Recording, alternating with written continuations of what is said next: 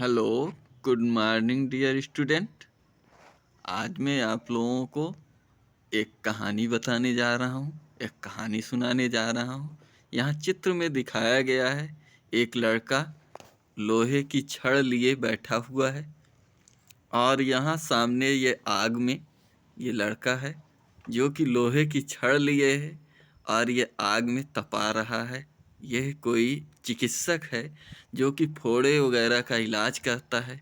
इलाज के लिए क्या करता है कि आग में तपा करके लोहे की छड़ बताए गए फोड़े या घाव में वो टच करा देता है, जिससे टच करने से खून बहता है और वो फिर उसका धीरे धीरे करके इलाज ट्रीटमेंट सही होता है। ये उस लड़के के मम्मी पापा हैं। ये लड़का कोई और नहीं, हमारे देश के प्रथम गृह मंत्री सरदार वल्लभ भाई पटेल हैं। अंग्रेजी शासन के समय की बात है, जब हमारे देश में अंग्रेजों का शासन हुआ करता था। एक छोटे से बालक की बगल में फोड़ा निकल आया। बगल मीन्स कि हाथ के नीचे, जिसे हम लोग क्या कहेंगे, बगल काख कहते हैं। फोड़ा निकल आया। फोड़ा काफ़ी बड़ा होने के कारण उसके घर के सभी लोग परेशान थे। घर वालों ने इलाज के लिए एक जर्राह को बुलाया। वो डॉक्टर चिकित्सक क्या कहलाया? जर्राह कहलाया। वह जर्राह मरहम पट्टी आदि से इलाज नहीं करता था, बल्कि लोहे की छड़ को आग में तपाकर सूख कर फोड़े पर चुभा देता था।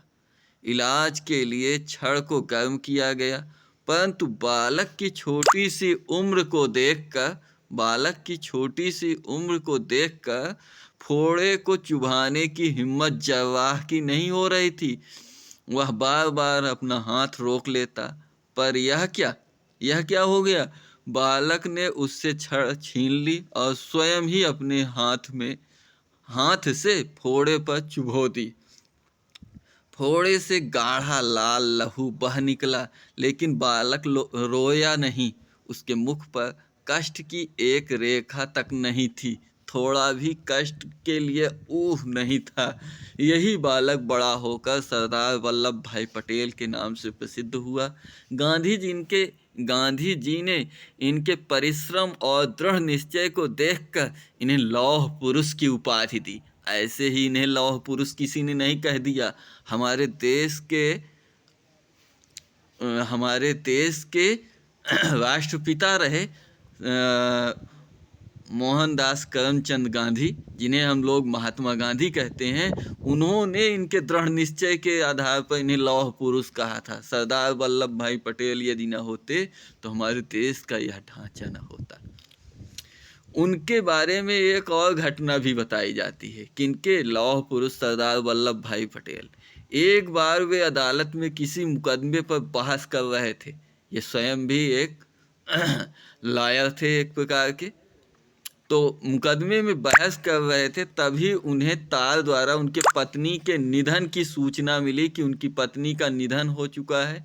फिर भी वे बहस करते रहे, थोड़ा भी विचलित नहीं हुए। सरदार पटेल ने किसानों की कठिनाइयों को दूर करने के लिए अनेक आंदोलन किए।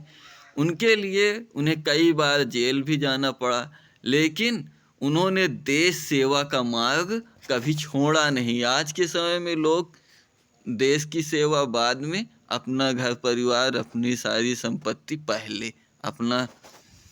सन 1930 में वे भारतीय राष्ट्रीय कांग्रेस, जो कि वर्तमान में कांग्रेस पार्टी है एक प्रकार से, उसके अध्यक्ष बने।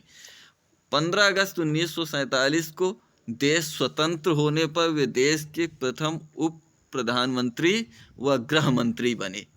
गृह मंत्री प्रधानमंत्री के ना रहने पर मेन भूमिका प्रधानमंत्री जैसे ही अदा करता है।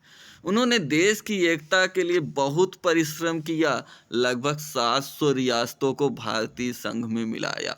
यदि सरदार पटेल न होते तो करीब 700 रियासतें भारत में एकीकृत कर पाना बड़ा कठिन कार्य था।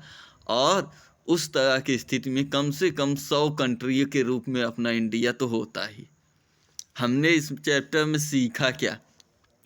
देश के महापुरुषों का जीवन अपने आप में एक शिक्षा का स्रोत है। हमारे देश के कोई भी महापुरुष हों, सरदार पटेल हों, नेताजी हों, महात्मा गांधी जी हों, नेहरू जी हों, कोई भी हों, एक हमारे लिए प्रेरणा का स्रोत है। अतः हमें उनके जीवन से प्रेरणा लेनी चाहिए, कुछ सीख लेनी चाहिए और अपने देश के लिए कुछ न कुछ करने का प्रयास करना चाहिए। मिलते हैं अगली कहानी पर कभी।